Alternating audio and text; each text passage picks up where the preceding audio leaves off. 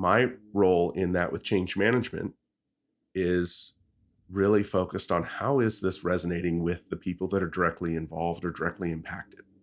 One of the phrases that comes to mind that I've used many times throughout my professional career, the meaning of your communication is the result you are getting. Somebody can say something with full intention that it lands exactly a particular way. But if you don't ask questions of how did that message get received, you don't know if it actually landed as intended. After that clip, you know the rest is going to be good. Please take 2 seconds to click the follow or subscribe button on your podcast player. You can set it once and forget tracking down each weekly episode. This makes your life easier and signals to the algorithms that the show should be recommended to other listeners. A simple act that can have an outsized positive impact on others. Before we get rolling, I wanted to share some pending updates. I just returned from the annual Podcast Movement Conference, where I had a chance to engage with industry leaders, learn valuable insights and next steps, and be challenged about how I can make curated questions even better. This is where you come in. First up, thank you for your continued enthusiasm for using questions to engage the world around you. In this age of seemingly everyone and every machine having answers, it is refreshing to see you bringing critical thinking and better questions into the conversation. Next, with the release of the episode on September 4th, 2025, I will add a link to the Curated Questions website for you, the worldwide questioning community, to record a clip of up to 90 seconds for inclusion in the weekly episodes.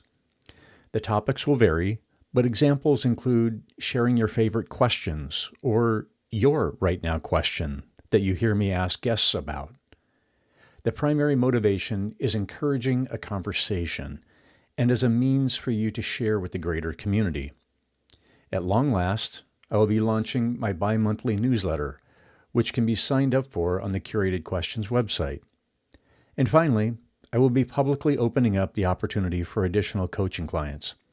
This executive coaching is designed to help leaders challenge assumptions, gain clarity, and discover new insights, drawing on many of the key concepts you have heard throughout this podcast.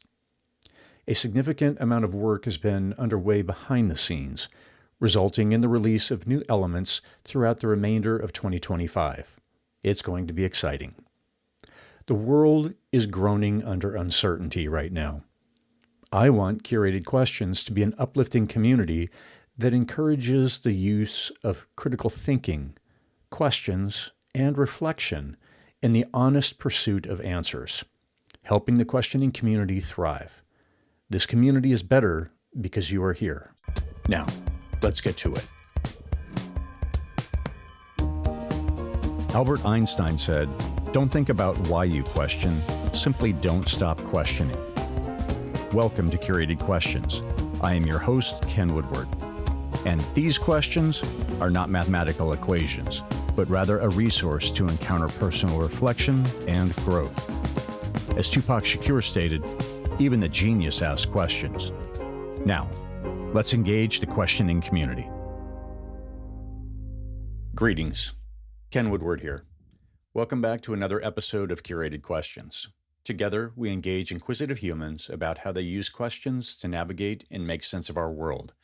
I am a fellow traveler and pilgrim on this journey, and I'm glad you are here.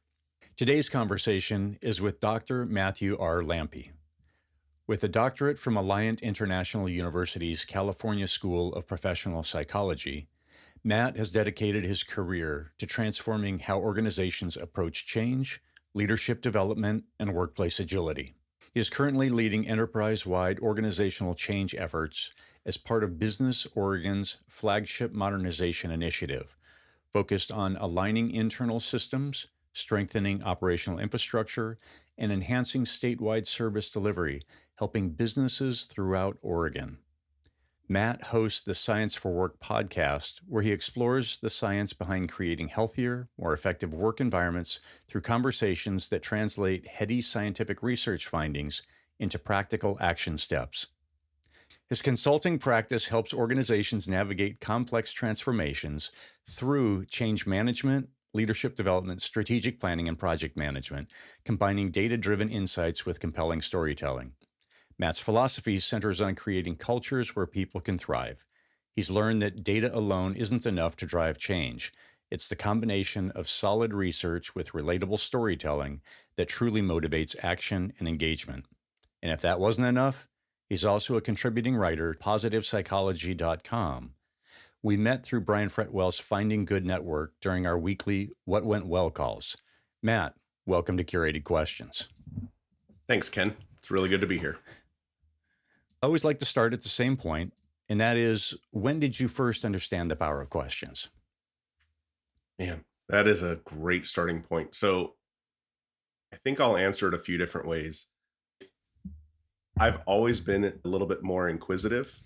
Stories my parents have told were when I was really young. I have an older brother, and when he was young, and he would open up the kitchen cabinets or something, and they'd say, "Nope, that's not for you." He would close it and walk away. When I came along, "Nope, that's not for you." Okay.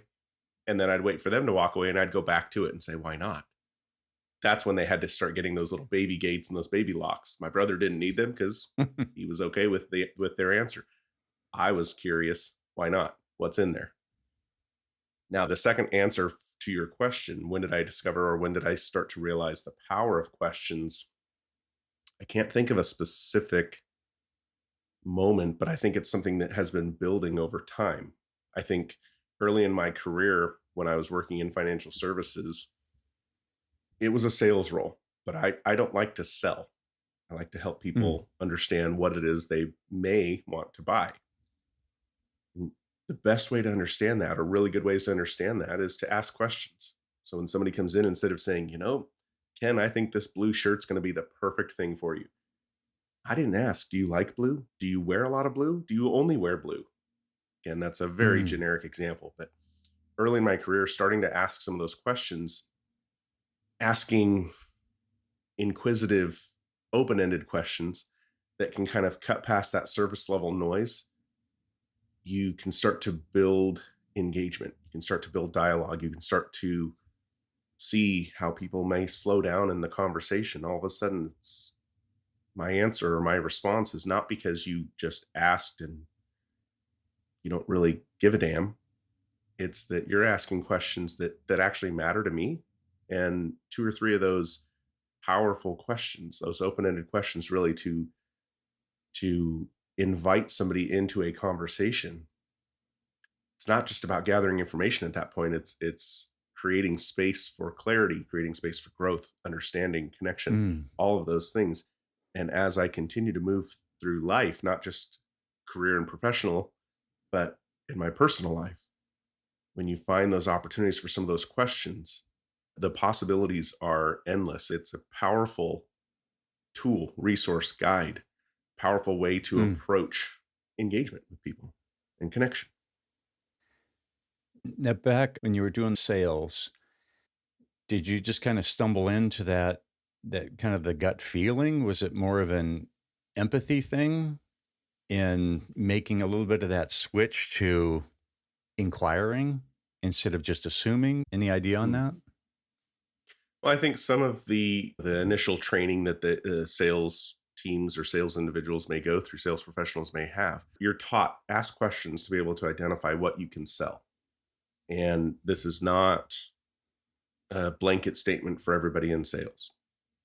There are absolutely incredible professionals who have dedicated their profession to the sales industry and making it more enjoyable and more effective for all parties involved, the people buying and the people that are selling.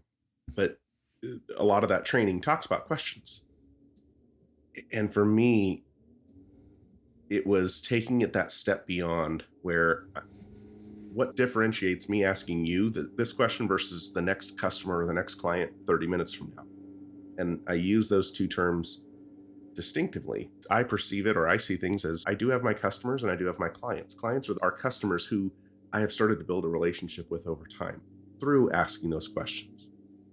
So I'm not asking details or information strictly so that I can identify, here's when I can next sell you this piece and when I can sell you that piece. That's self-motivated. That's self-driven. But if I approach it, and this is, I think, maybe to your question, what kind of made that a little bit different? I think the training involves a lot of ask questions, and then there's standard questions that they want everybody to ask. And again, the intention behind that is generally, how can we identify what we are going to sell? That's very sales focused, very company focused. And as long as I can recall, have had a different perspective of, yeah, but what about you? What about the customer, the client, the person who is buying? I've had people try to sell me stuff that I had no need for, and yet they were, we all have those experiences, and we can think of a whole list of adjectives to describe how that felt. And so being on the other side of that table, or the other side of the equation, recognizing I don't want to create that environment or that experience. So then it becomes less about, yeah, but let me ask questions so that I can find out what I can sell, and more about, let me ask questions to understand who you are. Maybe you don't even need this or whatever. That was sort of my approach that I took. And working in sales for a number of years, getting into management and leadership, that's how I started to develop my team. I wanted them to have that same or a similar mindset, a similar perspective of thinking about that experience for everybody involved. And that progression continued into going back to grad school and getting my master's in organizational behavior and doctorate in organization development. Was, how can we develop and evolve the way that organizations operate so that there is more of that curiosity in there, so that the perspective is more than just a one-way sales or a one-way fixed mindset. So it's through the work experience then that inspired you to go back for the master's and then eventually get the doctorate? So when I was in my undergraduate, I was studying psychology and absolutely enjoyed it, was fascinated by human behavior and the way that people think, the way that people operate, the way that people behave. What motivates that? What does living a good life look like? What does that even mean when somebody says living a good life? I went through all of my undergraduate without knowing what industrial organizational psychology, IO psychology, was until the last semester. I don't remember what class it was, but the professor had a very distinct way of teaching. And it was one of those that I truly appreciated. And he was also it was a tough class to get in that everybody needed. And it was a tough class to pass, but everybody needed it. And again, it was kind of his teaching style. And I remember going to his office hours to talk about something. And he says, so what are you going to do when you graduate? What's next? I said, I don't know. And we had this conversation back and forth about, yes, I'm studying psychology. Here's what I like, but I don't want to go this route. I don't want to go that route. I really don't know what's out there. I said, I feel like a lot of this stuff can translate to the business world, how people behave and how you develop skills on your own or within others. And that's where he says, have you heard of organizational psychology? No, what's this? We had a good conversation. I looked it up and it's like, oh my gosh, this is what I want. Well, it took 10 plus years before I finally said, if you're going to go for it, go for it. And then went back to do it. But it was always something that had kind of stuck in the back of my mind. And as I was working in sales and working in financial services and going into management, there was still that side of me that for fun would look at research in psychology, organizational psychology, motivation, behavior. And I would start to embed some of those into the way that I did my job. And that was after a while, I hit that point that probably many people can relate to, where you go, okay, if you're going to do it, go for it. If not, that's okay, but just make the decision. And so I said, all right, let's jump on in. And that led going back to grad school, and the progression continued. As you look back on the schooling, was there any particular role that questions played going through the schooling portion? Questions were a big part of many different classes. And I think that was something that it doesn't matter what curriculum you're teaching or learning, what course you're in, questions are going to be a part of it. And one of the questions that continued to come up over and over and over, whether it was asking other cohort members, asking the instructor, or now putting all this learning into practice and asking people in the workplace, it's less of a question and more of a statement, but similar intention. Tell me more. So I'll ask you something and you might answer, and presenting back the tell me more is still that similar invitation. It's in a statement format, but it has a question intent to understand more of Yeah. what's going on there. With organizational psychology, if you're a consultant going in and working with organizations, the more that you understand their situation, whether it's a challenge or an opportunity or a goal, whatever it is that they're working for, the more that you understand it, the more you can start to identify what may work. And I can't emphasize that word enough. May. Just because we have a hammer doesn't mean we have to use it for everything. As you learn about all these different tools, asking questions helps us understand what might work in this situation. And then asking questions through whatever initiative or implementation or project action, asking questions through it. Is this working? How is this landing? How is it being received? How am I communicating this? What is the perception of this? Are we still on track? Asking those questions keeps you close to the task at hand, close to the people that are involved, to really understand how is this resonating with them, because they're just as much involved as the task itself. They are part of that task. And if you don't ask questions, how much information is lost or not even captured? I've got all these different Sure. areas that I want to yeah. go. How do you keep curiosity fresh as you go into these organizations? I think it's very much a learned practice, one that continues to be learned. Whatever the initial introduction is that brings me to that conversation, brings me to that table, brings me to that organization, starts with a question. Why am I here? Whether it's directly asked or whether it's communicated in some of the information back and forth prior to that, that starts with that question. Why am I here? What are we wanting to do?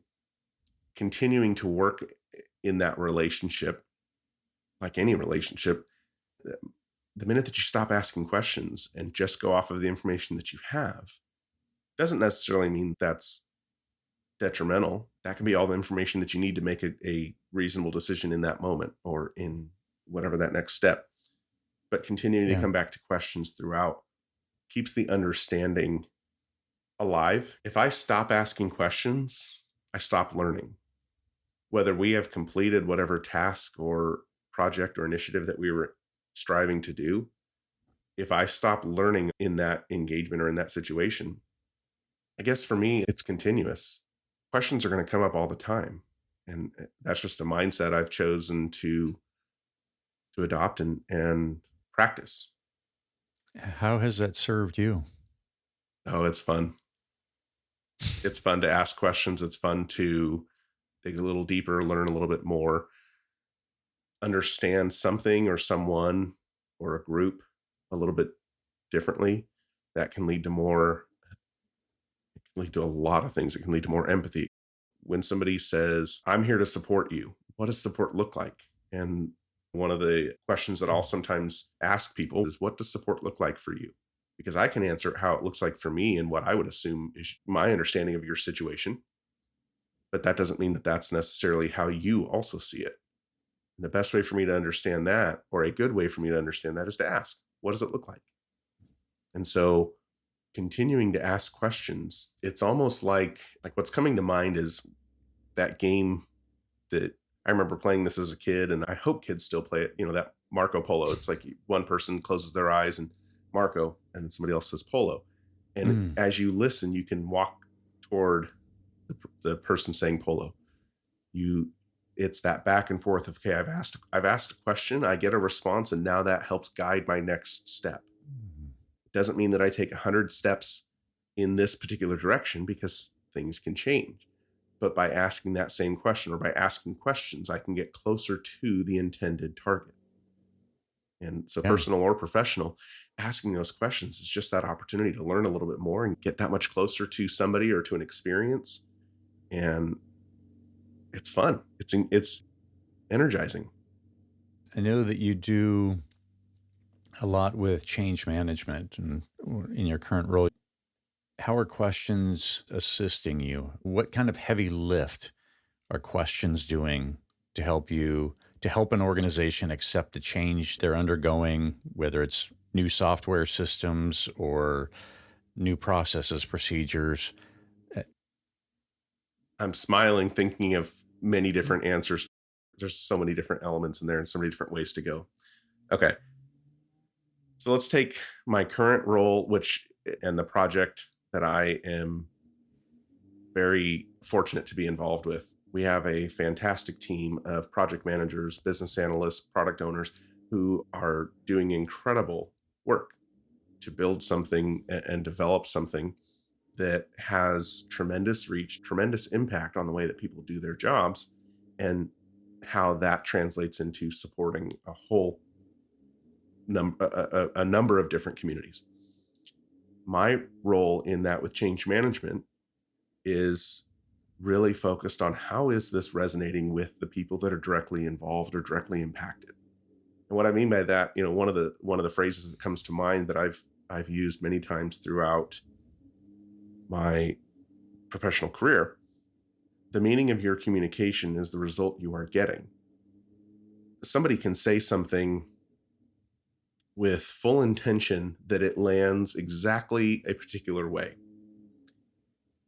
But if you don't ask questions of how did that message get received, you don't know if it actually landed as intended. And so with those questions, when you say, for example, hey, we're going to be implementing this new program that is, Ken, we're going to be changing the way that your house is laid out.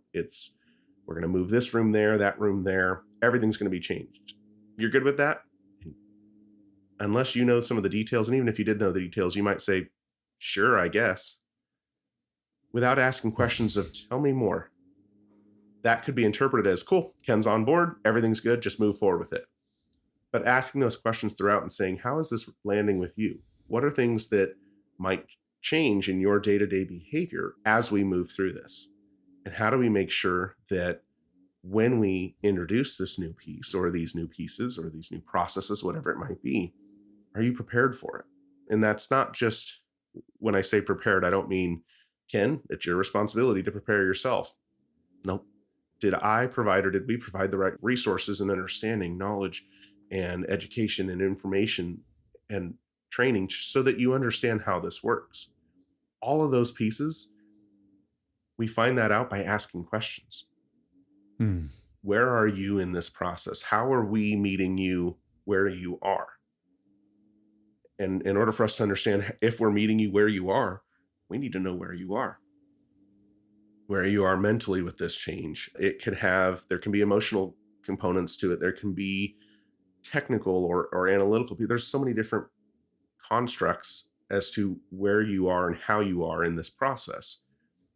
And it's through questions that I'm able to understand, Ken is really excited about this. How can we continue to build on that momentum so that he continues to champion and advocate for this new initiative?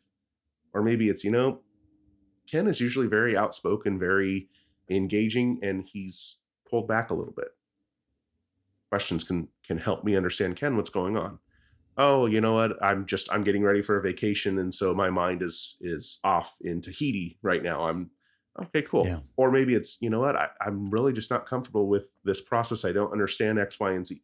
It's through asking questions that I'm then able to understand, here's an opportunity where we can provide some resources to support that clarity and that understanding to help Ken in that moment or in that change, in that transition. There's a lot of different change models that are out there that, again, kind of going back to you have a bunch of tools, which tool makes the most sense? Just because I have a hammer doesn't mean I have to use the hammer for everything. With all the different change models, we can look at the technical side of things, the very analytical side, and we can also look at the people side. And there's natural progressions of how people experience things that are changing, whether it's voluntary change or voluntold. Voluntary is you saying, you know what, I want to make a change in my life with blank. Voluntold is someone or something saying, well, this is happening whether you like it or not. Both of those impact you. And looking at that human side of navigating and experiencing change, the more that we ask questions, the more that we understand where people are, the more potential we have to meet you where you are, to provide the right resources and support, to really make it something that you enjoy and make it something that's a better experience for you. It's driving to, okay, so we as an organization, we are going to implement whatever. So it's almost a voluntold circumstance. And the opportunity is questions can help get the buy-in. So then it becomes a voluntary kind of a thing. Is that an oversimplification of it? But I'm just trying to think of the two camps, and it's like, this is what we're doing. Yeah. So good luck in accepting. I wouldn't say that's an oversimplification. I would say that that's a good chunk of it. Let's pull this down a little bit from very abstract, hypothetical, and give some examples here. If an upcoming change is something that is anticipated and planned and intentional, we are going to roll out this new system. We are going to move buildings. We are going to change the structure of how teams report, whatever it might be. If it's something that's intentional and planned in advance, there's a whole bunch of approaches to navigating through that change process. And it's through questions that with change management, I'm able to say, all right, Ken, how are you doing through this? How is your team doing through this? What questions are still uncertain? What are some gaps where maybe we can provide some clarity? What does resource look like to you? Because you may say, you know what, Matt, I'm a very visual person. If I can see videos of this, if I can see sketches, versus somebody else might say, pictures don't do, I need a text, a paragraph or 3-4 pages that detail every little thing. Cool. Different people have different preferences. And so unless I ask the questions to understand what those are, it's a crapshoot. I'm providing resources to you, but I have no idea if it lands. At the same time, there's so much of life, and again, this pulls it out of the workplace even, so much of life is unpredictable or not planned. You have something that hasn't even happened yet, but the thought of the potential for this to happen can cause stress. Let's take, for example, there's a lot of changes within government right now, federal changes. And just a little caveat here, this is stated without judgment or criticism or critique or taking any sides on it. Let's just, I want to pull that out of the equation for a moment and just say, when we look at changes that are occurring, some of them are things that have been known for a while, anticipated for a while, and planned for a while. Others are things that may happen seemingly out of nowhere. Go back 5 years, COVID. You could start to see some things happening, but the global pandemic, as quickly as things hit, that was sort of, it kind of came out of nowhere. And so to an organization or to an individual to say, well, how 3 weeks into the lockdowns, how are you doing with this? It's like, people don't even have an answer to that sometimes, because the experience is so jarring or can be so shocking that in that moment, they're not looking 3, 6, 9 months ahead. They're looking maybe 3 days ahead, maybe 3 hours ahead. Yeah. And that's where whatever is change is happening all around us, right? And so the approach is very contextual. What's going on? And when I say asking questions to understand where you are and how to meet you where you are, that's a very broad scope. Because for you, your answer may be completely different from the very next person that I talk to. Doesn't make your answer any lesser or greater than theirs. That's just the experience. But it's through those questions that I or that we can start to say, here's how people are doing. And what do people need in that moment? What do people need for the next 3 days, 3 hours, 6, whatever it might be? You can start to, it's with those questions that's where that back and forth engagement happens. That language that you're using, it seems like it's new language. This is just based on my point of reference of, I guess, 20 plus years ago when I went through a reorg at my company, and then a bunch of us got laid off. Now, I wasn't on the upper echelons or leadership of the company at that point. As my recollection is, there was very little about how are the people actually doing. And it was more about we're executing this. Yeah, this is going to suck. But as you're explaining this, it really is far more comprehensive, looking at the whole human and seeing how they're doing versus just, we're going to move your office from here to there or whatever that change is. Does that observation hold for workplace development, if you will, that we can say that we have evolved perhaps to understanding all of this? Or has that always kind of been around? And yes, that's right. You are speaking for the entirety of humanity, all of history, no pressure. I tend to be a little bit of an optimist at times. And so I guess my thought on that is this has sort of been something that has been around for a while, but not nearly to the extent that it is becoming, and that I believe where it will go. Let's take a look at the way that businesses in the US typically operate. They've operated under a model for many years that the shareholder is always right, and shareholder above all else. And so how do we run the business to make sure that we keep the shareholders happy? How do we make sure that this quarterly report bumps the share prices? Okay, well, that's one way to go about it. But what you end up chasing now is this infinite number that is never satisfied. And it can often come at the expense of those that are actually making it happen. And so I've had really good engagement and dialogue and conversations with friends and colleagues where they'll sort of challenge a little bit on this and say, yeah, but that's how capitalism works. Okay. Now, I'm not criticizing capitalism at all. I'm not criticizing the way that businesses operate. I'm saying, what could it look like? And here's a question. What could it look like if we did things a little bit differently? If we didn't prioritize that at the expense? We can still prioritize that, but it doesn't have to be at the expense of those who actually make it happen. And when you start to look at research into that, where we move from what's my opinion to what does the research say? And you start to see things like, when people are happier at work, they tend to be more productive. Okay. When people are taken care of at work, and the definition of what taken care of can be very subjective, but when basic fundamental needs are met and people are able to do their job without some of the external stresses that can become very detrimental to your ability to do your job, all of a sudden, if you're able to do your job and perform well, it does benefit the shareholder, but less at the expense of those that are making it happen. There's a lot of historical content that I could think of examples of where things like this were around for a long time, but I think it's in its current state is continuing to gain more and more momentum, where we are seeing organizations around the world say, maybe we can do a little bit better to still satisfy the shareholder, but not necessarily above all else.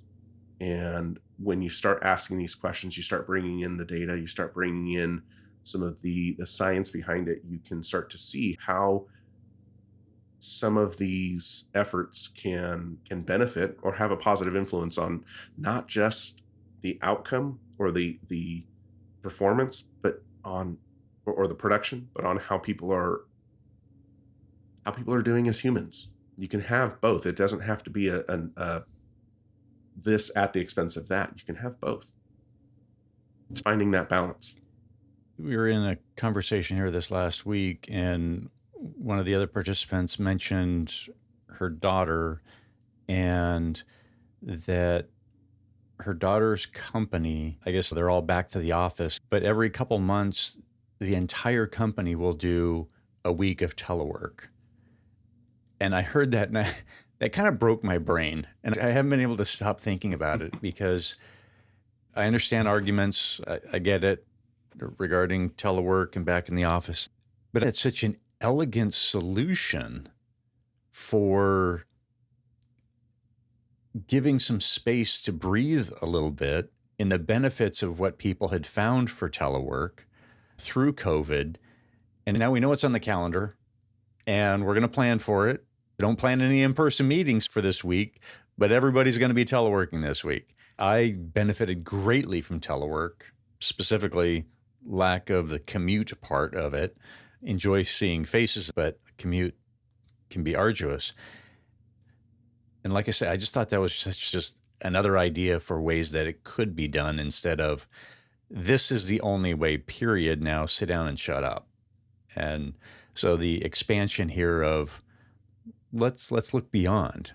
And as you were talking there on if our primary metric is what is the stockholder share, is it increasing or not? It brings me back to one of my favorite questions from Frank Blake. What is the metric's fatal flaw? And it's like, okay, we are demanding this over here.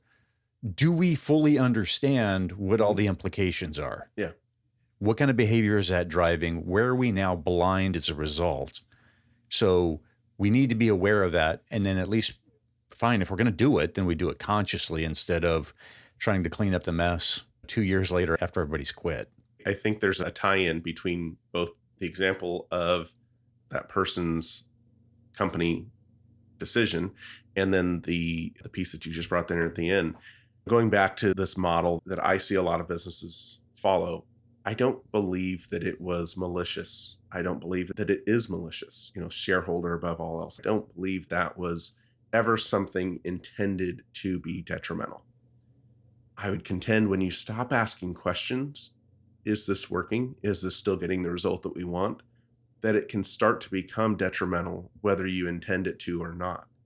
So when that model was first introduced and popularized, and everyone said, this is great. Look at how well business can run when we follow this mindset. Okay, cool. Things are going in the right direction. Yeah. But if you neglect to continue to check in and say, are we still on track? Is this still actually getting us toward what we wanted? I believe that systems have a way of correcting themselves one way or another, whether through asking questions, you have these sort of checkpoints, temperature checks to say, hey, we're slightly off. Let's reconsider this. Or whether you ignore it and eventually the system says you didn't. The check engine light comes on in your car. That's your car saying, you should probably take me to a shop and have, let's take a look at something here. I know of a few people that I can't help but laugh when they tell me about car troubles. It's like, I'll ask them, I'll say, well, did your check engine light come on? Yeah, but I know my car. It's fine. Please take 2 seconds to click the follow or subscribe button on your podcast player. You can set it once and forget tracking down each weekly episode. This makes your life easier and signals to the algorithms that the show should be recommended to other listeners. A simple act that can have an outsized positive impact on others. Okay. And in a similar way, it's like when you start to follow a particular model or course of action, it can be set out with the best of intentions. But if you're not continuously checking in with that, asking questions, is this still working as intended? What else is now a part of the equation that we didn't realize or that we didn't know or that wasn't even around when we first started using this? If you're not asking those questions throughout the process and continuing to adjust along the way, dial in this, let loose that, eventually the system will self-correct. And it might not go as intended. It might be a little more of a rough self-correction at that point. And so with the story of, the individual whose company says, hey, once a quarter or whatever it is, once every other month for a week, we all work remote. I would guess, and this is having the limited information about that. I don't know what company it is. I don't know what the situation is. I would guess that decision was reached based off of, they said, what makes sense for us? I don't think that somebody read that in an HBR article and said, well, we're going to try this. And this has to be it. This has to be gold because it was listed in, HBR or HR.com or MIT, whatever. Maybe, but more likely than not, it was probably something they said, well, we know that our people like remote, but we know that there's benefits to in-office. So for us, this is what we choose. I cannot imagine somewhere like a retail store or a hospital operating under that same, hey, you know what? Once a quarter, we're going to work remote. I Right. don't know how that's going to Yeah. work.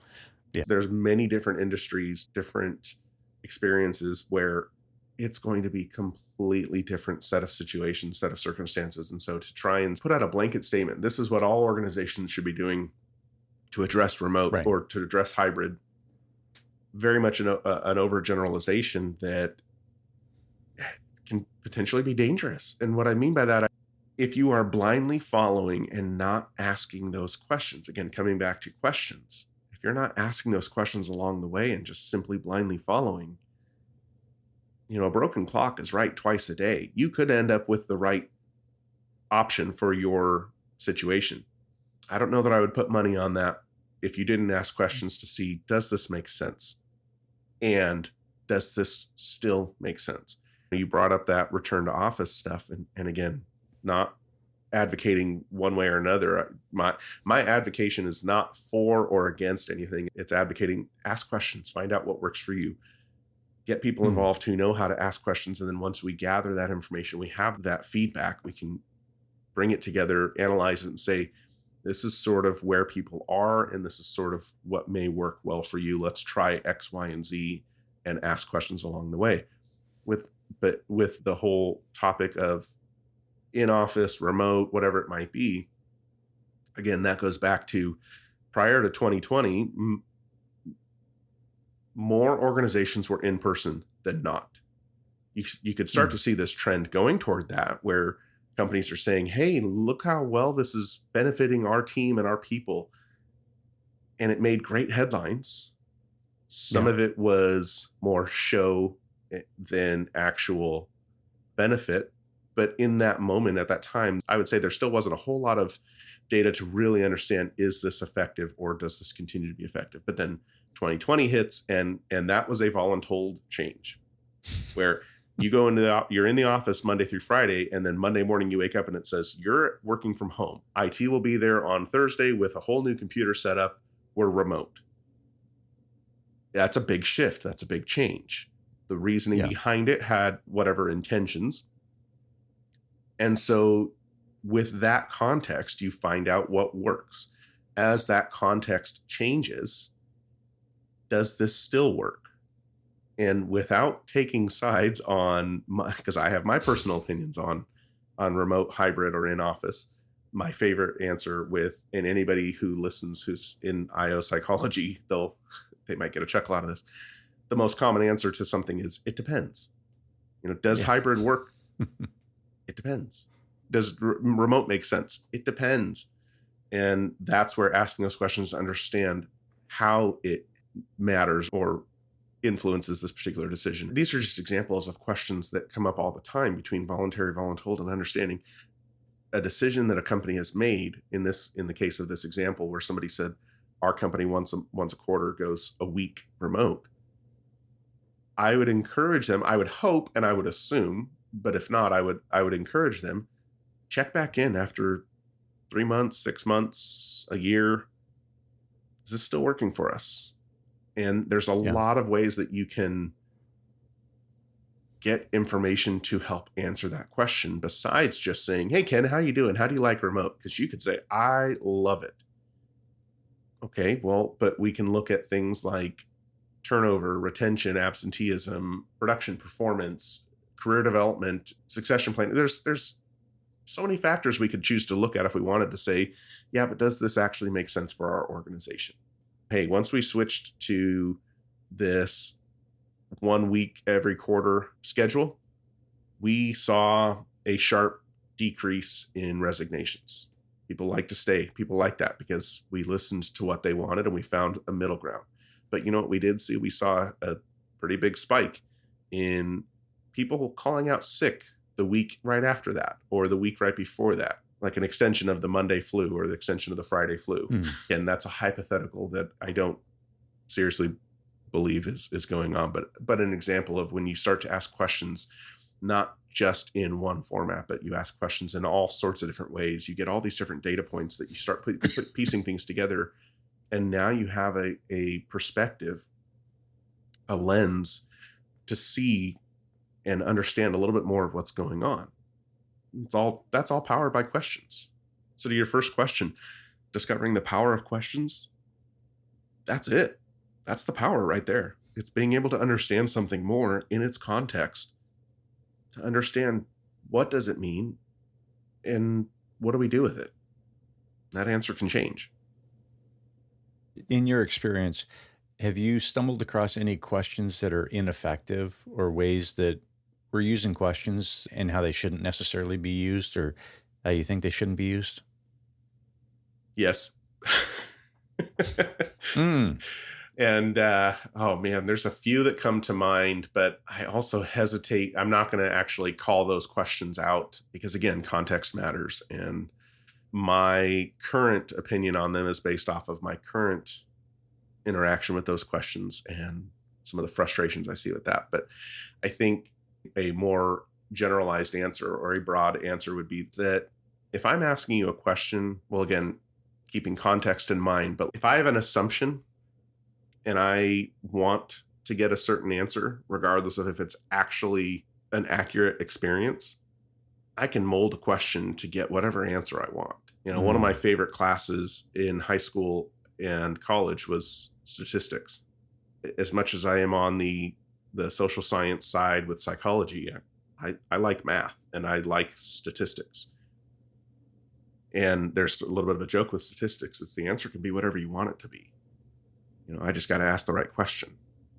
So when you say 4 out of 5 dentists recommend this toothpaste, and I think it was Crest or Colgate, one of them used to have that ad out that was, or maybe it was gum, I don't remember, but it was 4 out of 5 recommend this. They showed why that fifth didn't, and it was because somebody was trying to swat a fly with the clipboard and smacks the guy in the head, and so he falls down on the no button type of thing. The point with that being, if I have an answer that I'm trying to find, I can ask a question to get it. That doesn't necessarily mean that that's the authentic answer. So that's where I think there's some potential roadblocks with questions. Am I approaching the question? Am I asking the question with genuine curiosity? Or am I approaching it with an agenda where I want to get a specific answer from you to help my case? Yeah. And again, context matters. There are some contexts where, yeah, that actually is a good approach to take. Others where it's maybe not as beneficial, but we can see it often happening. And the caution that I keep in mind and that I share with people is almost in a way questioning the question. If somebody asks me something, there's a part of me that's like, why are they asking this? And it may not be for anything detrimental, but I'm not sure yet. And for me, at least, that's going to impact how I respond and how I answer that question back. If I believe that you are asking for legitimate, genuine curiosity reasons, I'm going to give you probably more of an honest, straightforward answer. If I believe that there's some hidden agenda that I don't know what it is, but I can tell you're up to something, my answer is going to be very vague, very ambiguous, very cautious. And in those cases, your investigation to determine what that is, that's just a little bit of living life and doing some interrogation back and kind of looking at the bigger picture. Is that for some of these examples that you're kind of thinking through? I mean, what is your process for figuring that out? Oh yeah, so I'm going to answer it a little bit on the other side of that dialogue. Sure. When I'm asking questions to people in the workplace, we put out a survey, for example. If there's hesitancy to respond to the survey, that tells me something in and of itself. I remember having a conversation with somebody a few years back where we talked about employee engagement surveys, and they said, like hell am I ever filling that out? I said, what do you mean? It's anonymous. And their response, no, it's not. Even if my name's not on it, they'll know that it's me. That answer in itself speaks to something totally outside. Like that opens up a whole new set of questions around psychological safety and around the organizational perception of safety. And so in a situation like that, that individual already has some skepticism, whether or not there is malice intent. That individual has a perception of that. And that's going to influence how they answer these questions. So to that organization, if I had the chance, I would say, don't bother with surveys right now. You have an underlying factor where people don't even trust that they can safely and honestly answer it. That's a whole different answer that comes from that question, that unless you were looking for those different nuances, you might ignore. You might say, hey, we put out the survey and we got an average score of 4.5 out of 5 on do people like working here? That's a good thing, right? Well, you dig into it a little bit different or a little bit deeper and you realize nobody felt comfortable being honest. And so everyone gave it a 4 and a 5. Goes back to the statistics. What do you want the answer to be? My manager made me take this survey, so I'm just going to give it a 4 or 5 so that my manager leaves me alone and a survey's off the checklist and I can move on doing my job. An answer was received. So if all you were wanting to do is move the score up or get an answer, done. But if you truly, genuinely have that interest in that question or in the answer that comes from that question, if you're truly, genuinely wanting to understand, Ken, what is your experience here? If Ken is hesitant to answer that question on the survey and their reasoning is they'll know it was me, so I'm not going to be honest, to hell with the actual answer itself. We have a bigger issue that now we can start to address. And that goes back to, let's look at the context and let's look at taking care of our people, not for the sake of happy sunshine, rainbows and butterflies and unicorns in the workplace. It's so much fun. No. Yeah. These are people's lives. This is your experience. You may say, I don't care about culture at my company. I just want my paycheck. Totally fine. There's nothing wrong with that. That speaks to the culture of the company, where we're likely to see all these other indicators that speak to, you know what? That company might have a higher expense on things like turnover. Are you okay with that? Well, we're seasonal, so actually that works in our benefit. Cool. Again, questions provide that clarity on the context to understand what actually is going on and to what extent does it matter, because it's going to matter differently to different people. I think with some of those questions, with a lot of the questions that are asked and the ones that come to mind that typically muddy the water more than clear it up, it comes down to when you identify those obstacles, ask 1 or 2 more questions in a different way. Look at it from a different side and say, what was the end result that we were trying to understand? And is there a different way we can ask that? What are things that organizations need or should be thinking about if they want to build trust? If I was working with an organization that said, we have a problem with trust, we need to build trust, first question that comes to mind that I would ask somebody is, was there a specific situation or specific event that disrupted or broke any sense of trust? Oh yeah, this is what happened. And they tell the story. Now you can all, okay, we have a lot of detail, specifics as to what may have fractured that. Or if the answer is, no, we really don't know. It's just sort of always been that way. Okay. What does it look like without having that trust? What would it look like if we had this, if we had more trust? What would it look like to you? The progression of questions is less linear and more kind of circling and honing in. I don't follow a set list of, I ask this, then I ask that, then I ask this, and now I know. Mm-hmm. Nope. I'm going to ask a question and, well, that's definitely not the direction I want to go. Or I'm going to ask a question and, tell me more. So what does that look like? So what would happen if that was different? Do others feel the same way? Who else can I talk to? Who else would I want to talk to? Who do you go to when you need to talk to somebody? And all of a sudden you start to build this map, this picture.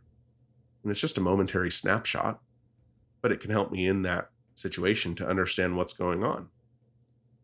You know, you go to the doctors and they'll ask all sorts of questions. And you're like, I'm in here because, I sprained my ankle. Why are you asking about my blood pressure? It's asking questions to understand your overall system, because whether you realize it or not, there may be a connection. There might not be a direct connection, but we don't know unless we ask questions. And as we ask questions and we start to peel back some of the layers of the onion, we can say, I didn't really realize it before, that what's going on over there is actually eroding trust over here. Just an example. That's helpful. Let's do a little bit of pivot. The podcast that you're doing. If you can give us a little bit of background on what you're accomplishing there, just for the audience, and they can get a little flavor and hopefully get a few more listeners out of the deal as well. I would love to talk a little bit about that. Science for Work is a not-for-profit organization of volunteers who want to make work better. The organization has been around for a number of years. I was fortunate to be brought in as a contributing writer a few years ago, and then that led to a conversation with one of the directors about starting up a podcast. And so we started the podcast, and we have another channel of how we can communicate out information. We take evidence-based research from academic journals and different publications. We really try to break it down and present it in very easy to digest, plain language, short read articles, infographics, and now the podcast. So in other words, all of this, there's so much incredible research that is out there that is being done by incredible academics and scientists. But if that information sits behind a paywall on a shelf and doesn't actually get translated or connected to the real world, how much potential is lost or not yet available?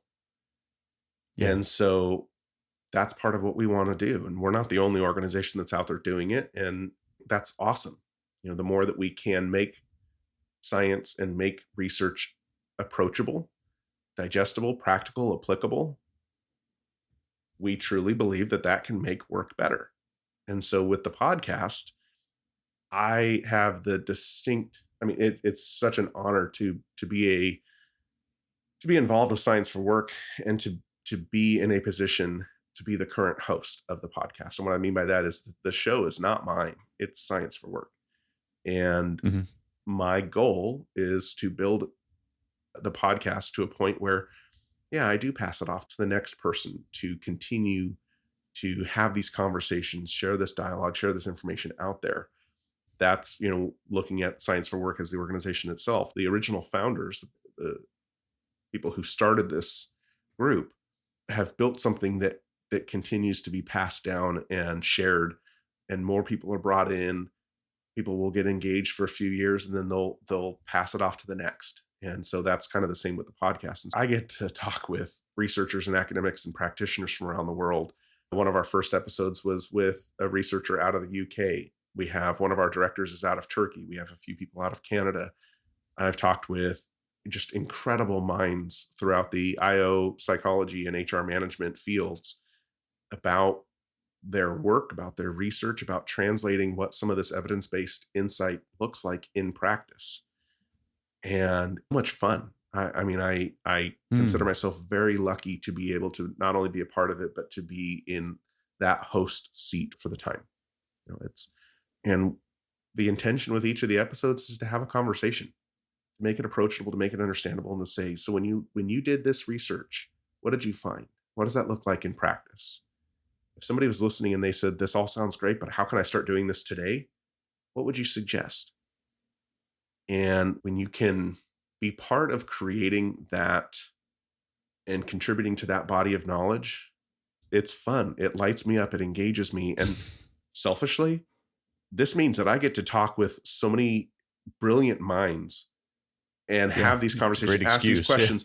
And then that impacts how I do my job. I'm like, well, I actually just talked to somebody who brought up a really good point on coaching, or brought up a really good point on, data analytics, or a really good point. It's like all these things that I could take the time and go read their research. And oftentimes I do. I also get to have that one-on-one with them where I can say, Ken, tell me what this means. When you found this, what was the most surprising insight? Where do you think that this will continue to go? And again, selfishly, that means that it benefits the way that I can do my job. But bigger than that, the intention with Science for Work and the intention with the podcast is really to make work better. We all spend so much of our time in the workplace. Who says that that it can't be better? There's the opportunities there, the potential's there. Yeah, absolutely. One of the things I appreciated in doing a little bit of the research is the international contingency. As you were just mentioning, my work history, it's been so US based, whether it's been with the government or government contractors or Navy, active duty and such. I've been very US based. As much as my US based focused self believes that America is the be all end all, there is a lot of other brilliant people outside of our borders, and there's a whole big world out there. Being able to tap into that and hear some of those stories and the research and all the rest, and not even just the research, but also how it's been implemented, and how some of those different things are being done. There's much to be learned. Oh yeah, absolutely. And it's those questions of saying, what's working there? How are you doing that? How is that impacting? Just because some statistic comes out and says that in this country, X, Y, and Z, sorry, that's so abstract. Saying something, in something like, in whatever Scandinavian country, there was something that I was just reading the other day about Iceland and how their reported levels of happiness are so high. And so without asking questions, you may say, okay, well, let's do what they're doing. Does that make sense? I don't know. Let's ask questions. What is defined? Like, why? What influences this? What are the behaviors that you're doing? And when you go in and you ask those individual people, you start looking at the data. What does the data say on this? What does the data say on that? All of a sudden you start seeing, well, here are the different factors that are involved that maybe aren't experienced here. If we were to try and pursue that, why are we trying to pursue that? What components are similar between the two that actually could translate over with an impact?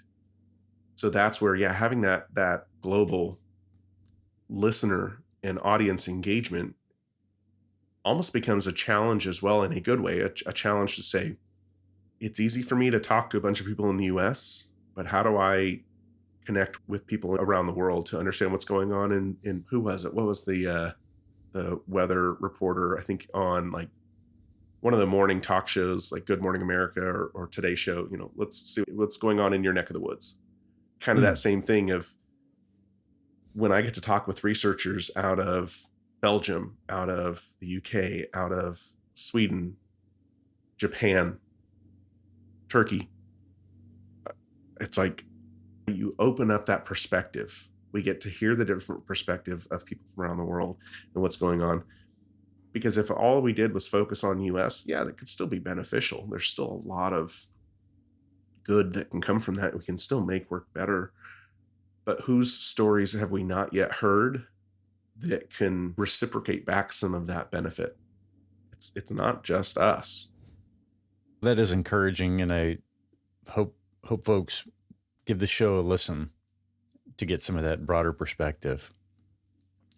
So I'm going to take a pivot here, and Matt, you may know where we're going to go here, but to give listeners a little bit of context, during one of the weekly calls that Matt and I have done, he mentioned that he was going to Yellowstone, and he mentioned that like pretty much all of his life, he's been going and taking a trip there with the family.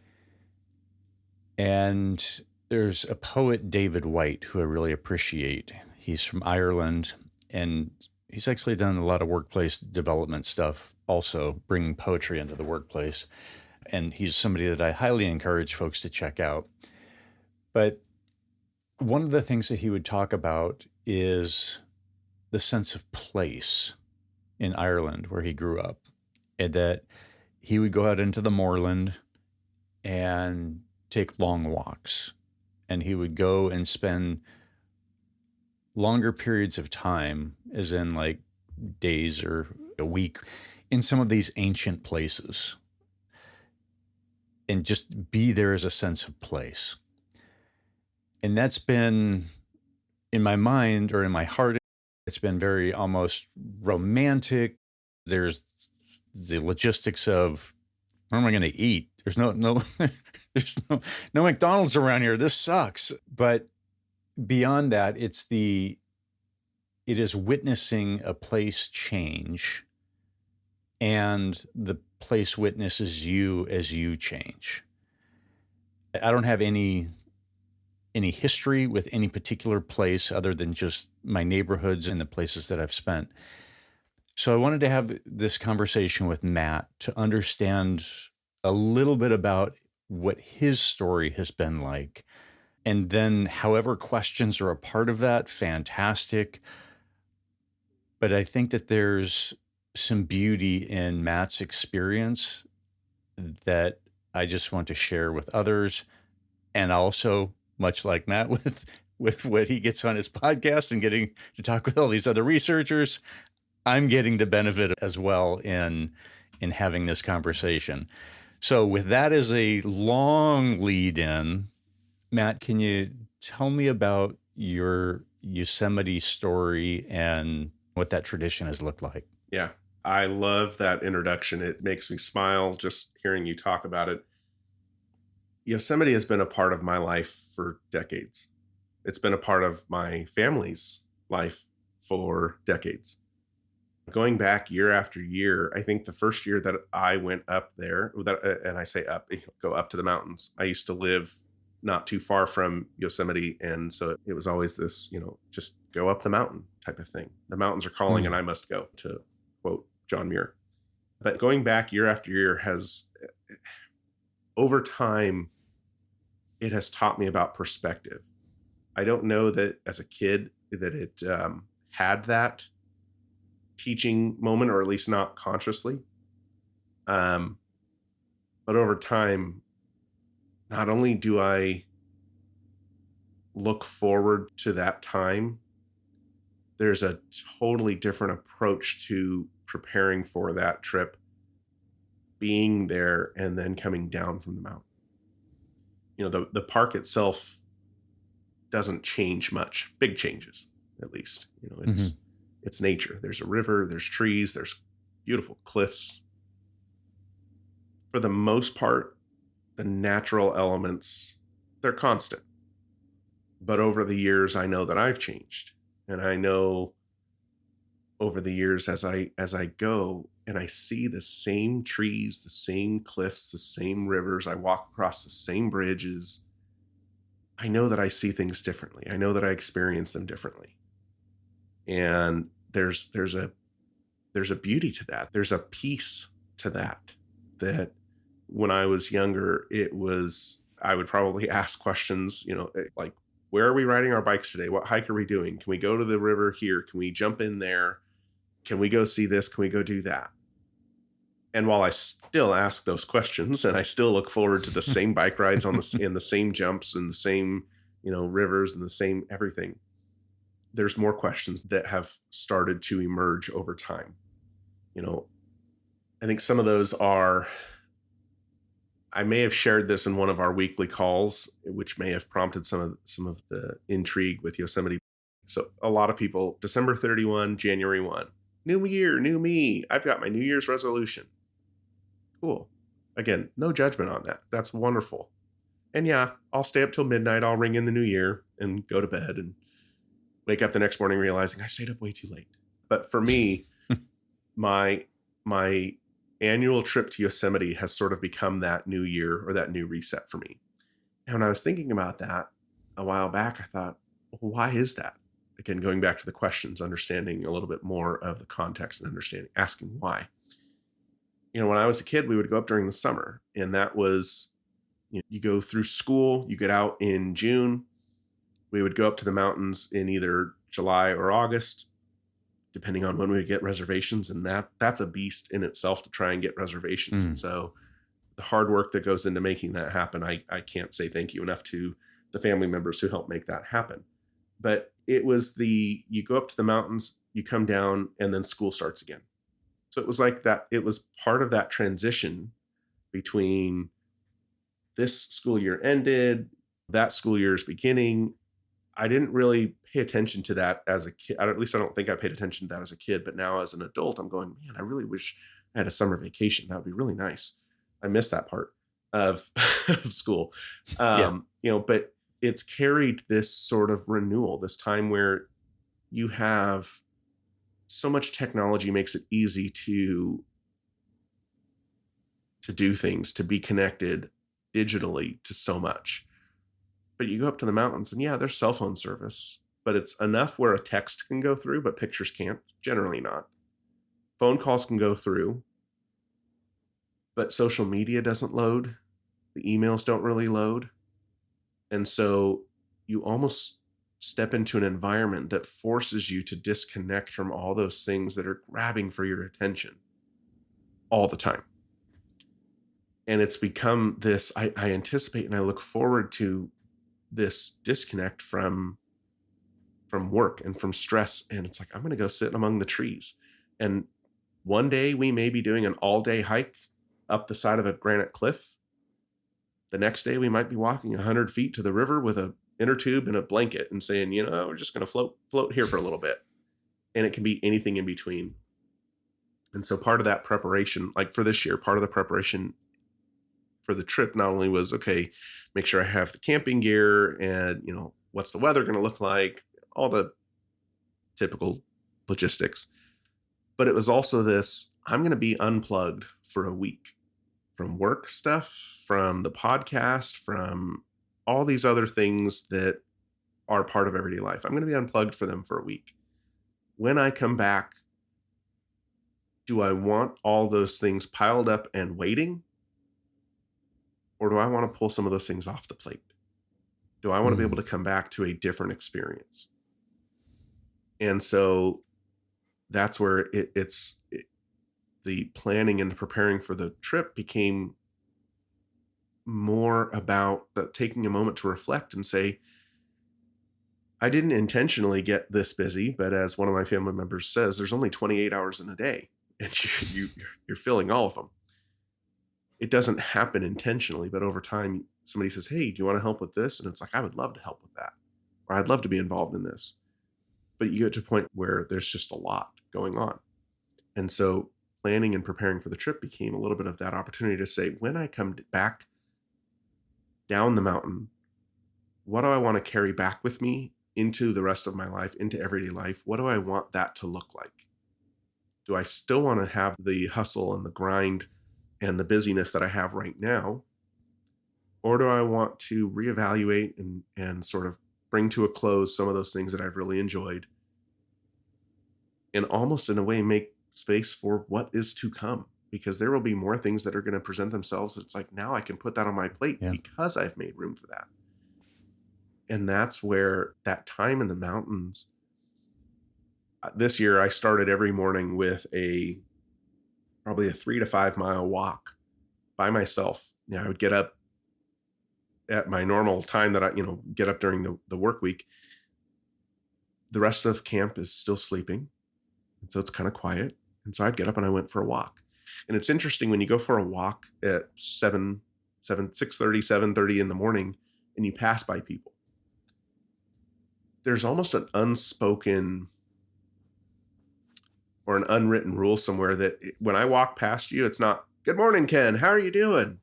It's that soft head nod and that kind of, maybe you say, you whisper, good morning, but it's just kind of a smile and nod because it's quiet. The cars haven't even started moving yet. The buses maybe are starting their routes, but people aren't out and about. Nature is just kind of waking up. And you go for that walk and you just kind of reflect and you think, that's where there's a lot of that reflection of looking around going, this is the same scenery, same environment that I've seen for 30 years.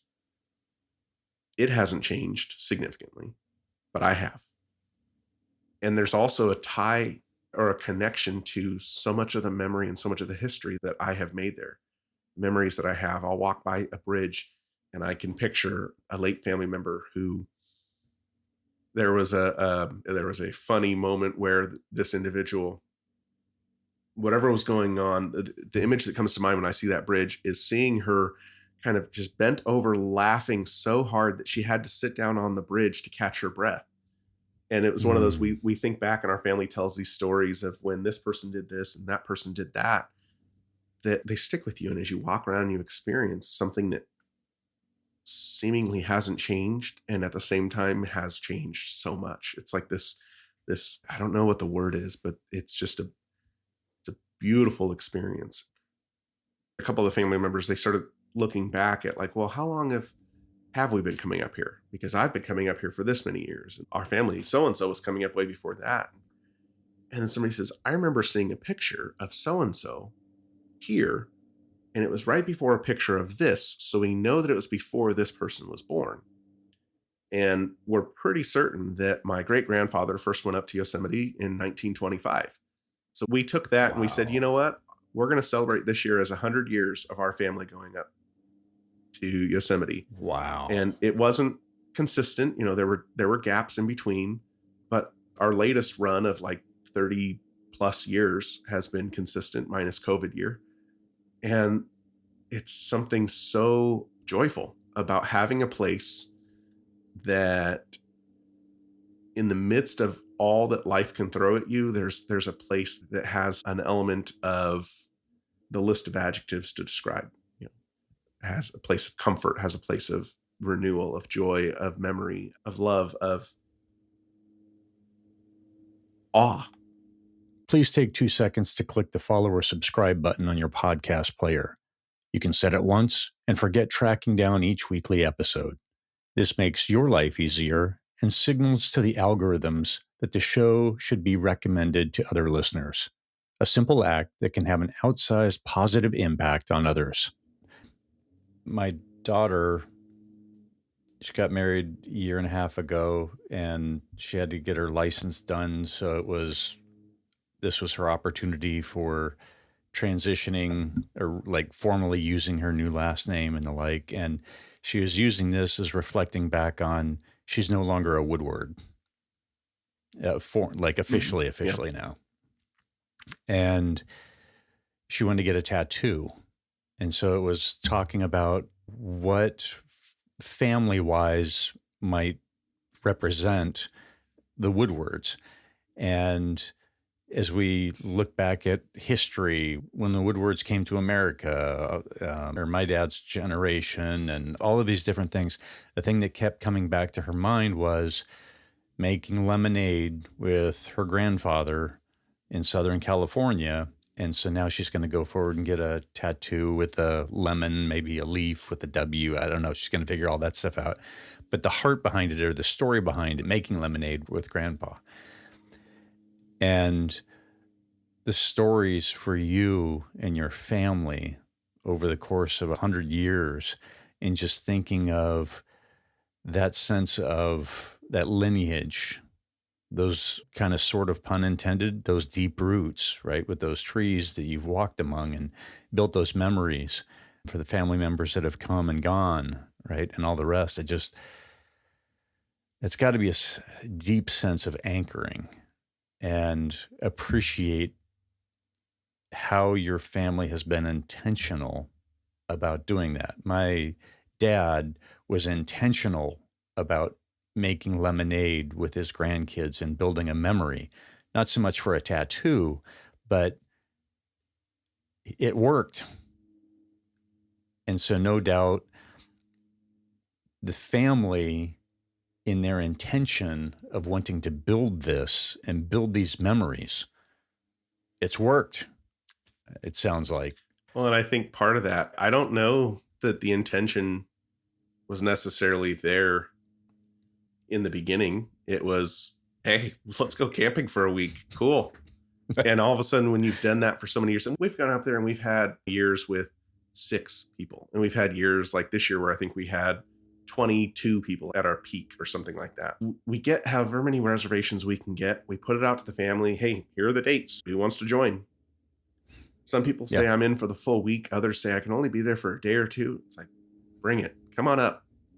And again, we can do everything, nothing, and anything in between. There may be some people that go on a hike today, others that sit by the, campsite and read a book, doesn't matter. Go for it. You do you. Go have a good time. And we're all enjoying it in our own little element, in our own little way. And that's that. Again, I don't know that it was initially set out to be intentional, and it might not have a whole lot of intentionality around it even still. But it's for me, when I reflect back or when I look toward the next trip or whatever it is, there's more intentionality around it now for me. Yeah. And it's so much fun. And it's one of those traditions that doesn't have to be a tradition. If at any point somebody said, no, we're not going anymore, cool, that's okay. I'm going to keep going because it's something that has just it has tremendous meaning to me, but two, being out in nature, yes, please. Being among the trees and the waterfalls and the granite cliffs, yeah. Over the years, because of that trip, I have seen things in nature that I would not have even imagined. That picture right there is actually of Yosemite Falls. And I don't remember how many years ago this was. Wasn't, maybe 4 years ago, 3 or 4 years ago. I actually saw a flash flood go over the waterfall. Wow. And that was one of those that, how do you end up in talk about right place, right time to watch a flash flood go roaring over, just erupt over a 3-tiered waterfall, that's a pretty high waterfall. Well, part of it, was, I wanted to go watch I wanted to get a different view on the sunset, the colors in the sky, because that day we had some funky weather. So because of that, I ended up in the right spot to watch it come over. But I wouldn't have been there to do that had we not done this trip. And so that's where it's like, I didn't go to the trip saying I need to see this, but because I was there and because the choices that I made to sort of soak in just different experiences, I ended up in a spot where it's like, holy cow, I can't believe that I just saw that. And and that's, again, that also is that reminder that how just the word awe, the power and the awe of nature, and connecting to that. And that's where, I'd said earlier, I strongly believe that systems will find a way to recalibrate or rebalance themselves. That was just a powerful reminder of nature in itself, that it's like, nature is freaking awesome and it'll do what it wants to do one way or another. And generate awe along the way. Yeah. Beautiful. Well, to come back to the here and now, I like to ask folks, what is their right now question? So this is beyond what's for lunch and if and who or when I'm going to get married, those big questions like that. And this is more kind of in the present moment. So do you have any particular questions that you're wrestling with in any capacity? Wrestling with or working with, I should say. One question that comes to mind that I think is an ongoing, almost like a temperature check question, is, what does balance look like? And I talked a little bit about, or I mentioned briefly, there's all sorts of things that can present themselves. People can say, hey, do you want to do this? Do you want to go there? Do you want to be a part of this? Can you help with that? And it can be really tempting to say yes to a lot of those. Nothing wrong with saying yes to a lot of those. But what does that balance look like? In order for me to make space for those opportunities, are there things that maybe I'm ready to bring to a close, or bring to a close for now? And so it's that continuous question, self-reflection question of, what does balance look like? And the other one is, and this ties into a little bit of the podcast as well, the tagline for Science for Work. And again, I do not claim this tagline as my own, although I definitely try to integrate it. The Science for Work has been using it long before I got involved. Make work better. And so the other question is, what does it look like to make work better? And that can be from an organizational standpoint, what does it look like to make this organization better? Sure. Okay, fine. I like to see it as, how can I make work better for you and for me? But when I'm talking with different people throughout my job, throughout my day, and I'm listening to their story or their experience or their perspective or their feedback or their ideas, whatever it might be, there's a thread of that question of, what does it look like if we could make work better for that situation or for that person? So I guess those would be some of the questions. What does balance look like, and what does it look like to make work or make things better? Sounds like a good place to be. As you knew that we were going to be having the conversation about questions, is there anything left that we need to touch on? Anything that you thought about, you're like, oh, I hope that we cover this, or I hope that we talk about this kind of thing? Anything that we missed? Nothing that we missed, but if I can, I'll ask you a question. Please. Sure. What is the motivation for you, or what has prompted you to host and have curated questions? Two prongs. One is the living out the experience of the phrase, change your questions, change your life. Because I kept hearing a bunch of successful people say some variation of that. And it's an exploration to see how true it is. That's on one side. The other side is that questions have changed my life from the very concrete element of pulling me out of a very, very dark place, with the question of, what joy and laughter will I miss if I make some of these other decisions, to concretely helping me in take steps to have better relationships, in doing better at work, in having this body of questions available. That's why I've got the website. I don't have a great memory, and so I have a website as a repository to collect these questions that I can go back to and tap into. And through this, I have seen questions impact the lives of other people. So wanting to experience, is this true?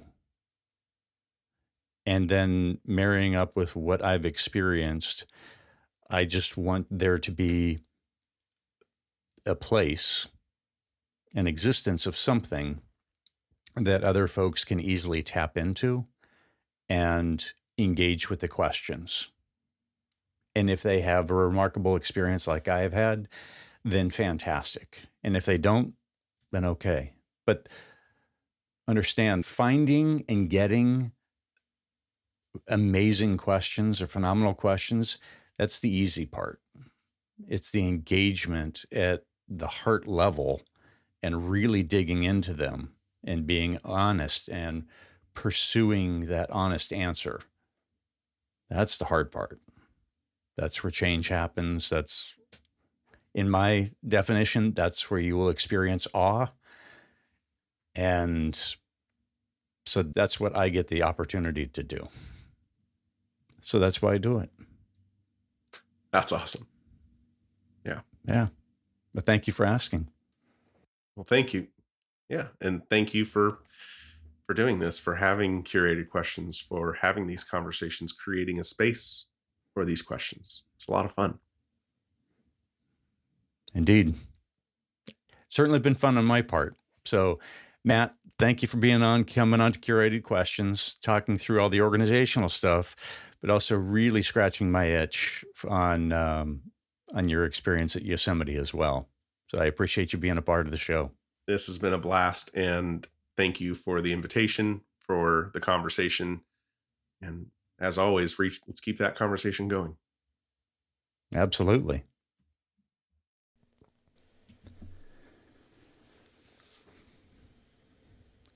Ken here. I neglected to ask Matt about the best places to connect with him when we were recording. So after an email exchange, he indicated his LinkedIn account at Matthew R. Lampe, Lampe, is the best place to reach out. Additionally, Engaging with him through the Science for Work podcast is another good channel for connection. Links are available in the show notes and at the Curated Questions website. As I mentioned at the top of the episode, be watching the Curated Questions website, social media channels, and the launch of the newsletter for information on the latest in the Curated Questions community.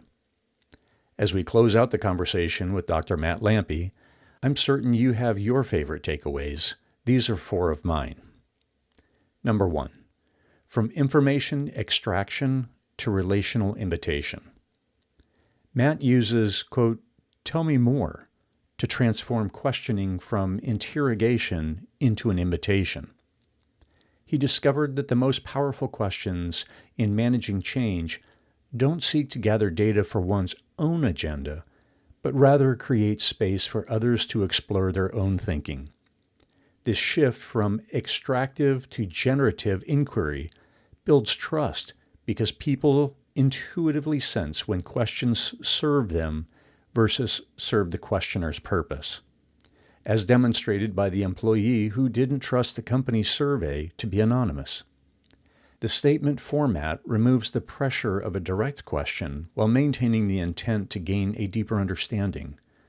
I've found this option helpful, especially about divisive topics, as it allows me to better understand the underlying ideals that support their position. Question: in your next meaningful conversation, what would change if you replaced your prepared questions with curiosity and simply saying, "Tell me more"? Number 2, from assumption-based to verification-based communication. The meaning of your communication is the result you are getting.